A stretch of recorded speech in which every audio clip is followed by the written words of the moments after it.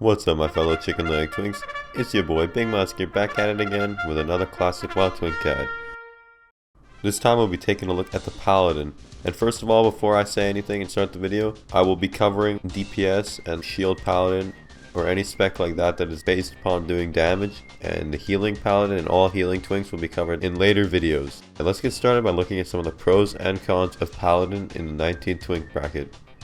Paladins are one of the top 1v1 class in the bracket, and their only real counter is a Shaman. Paladins have insane amounts of survivability from Lay on Hands, a Divine Shield, and Blessing of Protection. Self-heals and DPS at this level make them very flexible even while playing red. Paladins bring the best buffs in form of blessings. Blessing of Wisdom is actually completely broken in most scenarios at this level. Paladins have the highest armor from Mail Gear as well as Devotion Aura, which makes them very solid against other melees and even hunters. Paladins have a very powerful CC ability in the form of Hammer of Justice. Blessing of Freedom is one of the most powerful abilities in the bracket as well, allowing slow melee to stick to targets easily. Paladins have huge burst potential, but it's entirely reliant on being lucky with procs and crits. So now what are some of the cons of Paladins? Paladins at the 19 brackets have no gap closure and no slows, meaning if your Hammer of Justice is down, your only real option is to run straight at an enemy. Shaman's hard counter and will win any duel with Lightning Shield, Purge, and auto attacks alone.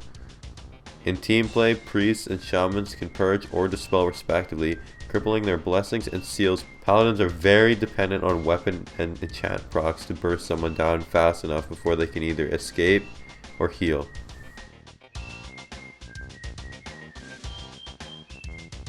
You have two options for your helmet, first being the lucky fishing hat and the second being the green tinted goggles.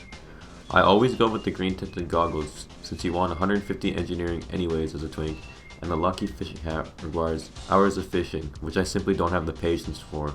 The only enchant you should even consider is the plus 100 HP Librum of Constitution. For your neck, you'll want the Warsong Gold, Sentinel's Medallion, or the Scout's Medallion, depending on which faction you're playing. This is only obtainable in certain patches, and there's no other option. So if you don't have the rep or are not on the right patch to get this item, then leave the slot empty. For shoulders, the free Talbar Mantle is your best bet.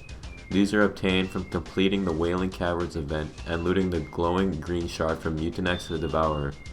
The only enchant option is the GG enchant, although it's very tricky to get them on a low level character.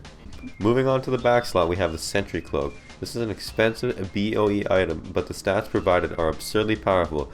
I would suggest enchanting this piece with Enchant Cloak, Lesser Agility. For your chest, you'll want to pick up the Blackened Defias armor.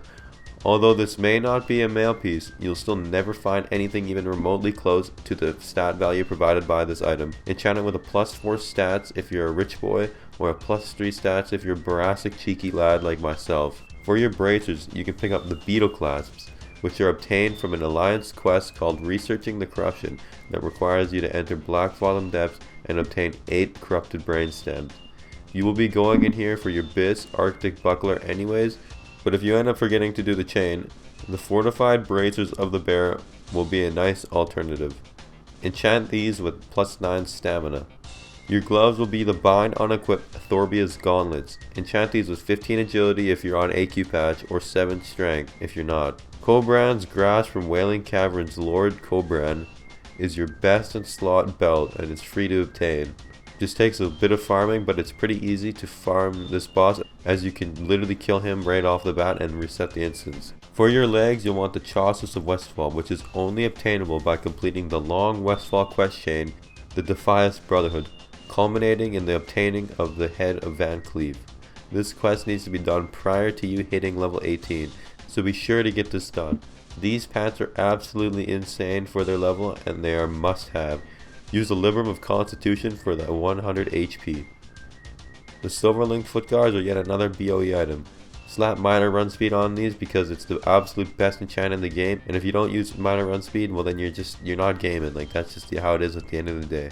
For your rings, you'll want the Seal of Rin and the Protector's Band with Warsong Gulch rep. The Lavishly Jeweled Ring is also a nice alternative. If the Seal of Rin is not up to date, a few other options include the Blood Ring and the Demon Band. Now for the fun part, you'll need to collect some rather hard to obtain weapons to maximize your paladin's potential. The first thing you'll want to grab is the two-handed Glacial Stone with Fiery Weapon enchant for the poor boys, or Crusader for rich chads. This is obtained from a very long quest chain called Renee's Cleansing, started by Renee Wolf Runner in Ashenvale. You have to be at least level 18 to obtain this quest, so the moment you hit 18, make sure to grab this quest and start completing it. For your sword and board set, you'll want to grab Shadowfang with Crusader preferably, and once again, if you're too poor, slap a Fiery Weapon enchant on it. If you're looking to cheap out and still be relatively effective with your shield set, you can grab the free Stinging Viper from Lord Pythas and enchant it with either Fiery or Crusader. As for shields, you have two options once again.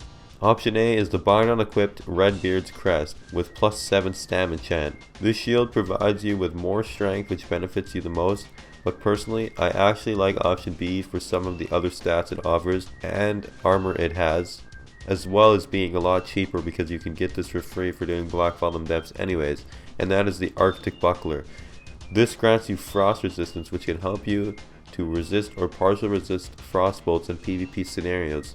This item is obtained the same way you get the infamous Greystone Scepter, and it's completely worth the effort.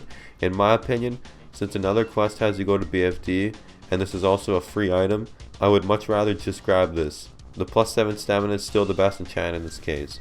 You only have two trinket options here. The Arena Grand Master, which is obtained from the Stranglethorn Vale Arena. This trinket is an absolute pain to obtain, and I may make a guide on it later once I figure out the fastest strategy of obtaining this item. Personally, I've always been far too lazy to get this trinket. That being said, it's absolutely worth the time, as the shield you get from this item is massive, not to mention the % dodge chance is nothing to scoff at. Be cautious around priests and shamans, as they can purge that 800 shield off, leaving you vulnerable. The second trinket you want to pick up is the PvP Medallion Trinket that breaks you out of CC effects, which can be completed in a couple battlegrounds.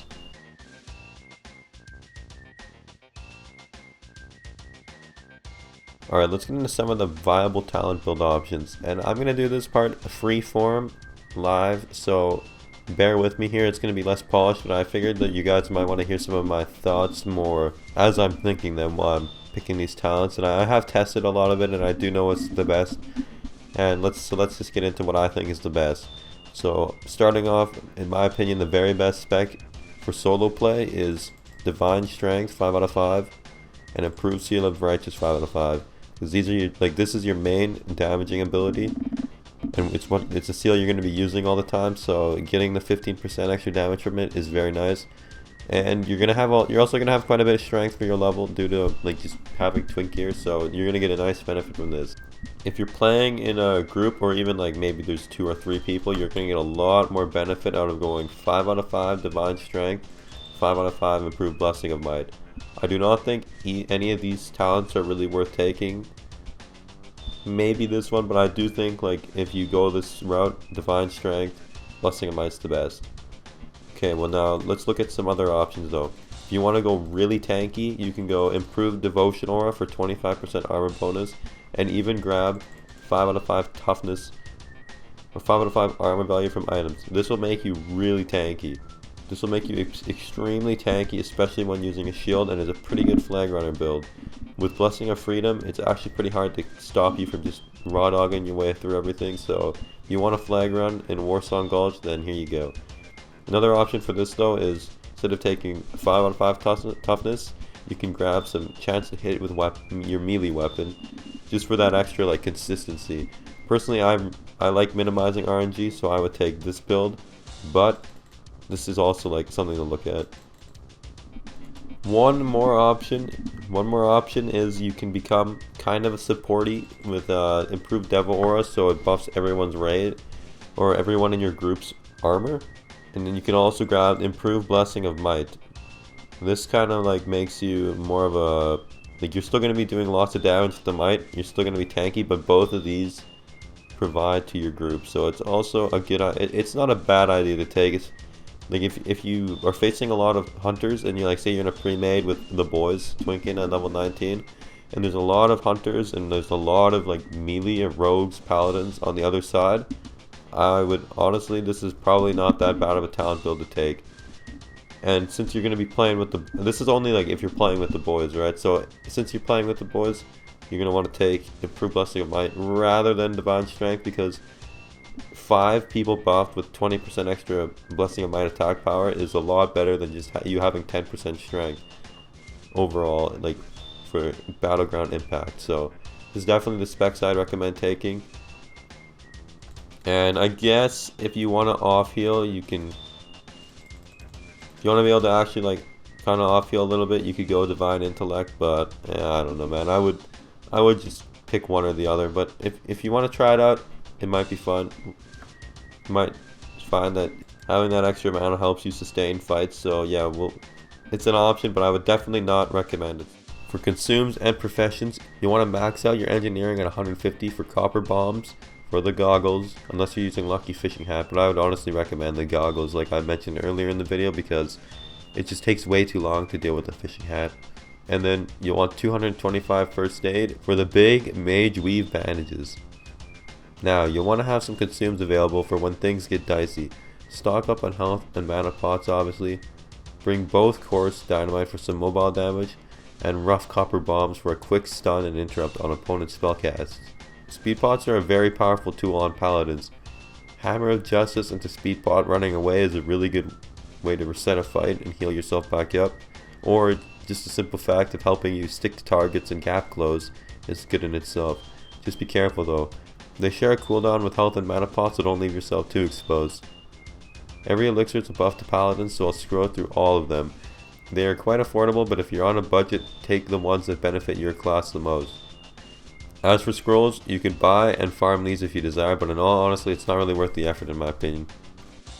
World buffs such as Warp Chief's Blessing, Rallying Cry of the Dragon Slayer, and the ZG Owl buff are amazing to get on such low level characters, but you can't always count on them. To obtain these buffs, you can park your Twink in the respective zones these world buffs are granted, and hope a raid group activates the buff. Or if your Twink is on a separate account, you can have him there while your raid group is grabbing the buff for themselves. And now for some general tips while playing Paladin. A strong common use combo is Seal of Crusader into Judgment into an immediate Seal of Righteous into an immediate melee attack. This set of abilities maximizes your DPS and burst output, although it can cost a lot of mana to use this, so make sure you keep in mind the matchup. Some matchups require you to conserve your mana more, and in that case I would definitely just start out with a Seal of the Righteous. It's worth swapping out Might for Wisdom once you start getting low on mana. Arguably, Wisdom makes you a better 1v1er against some classes due to the amount of sustain it applies.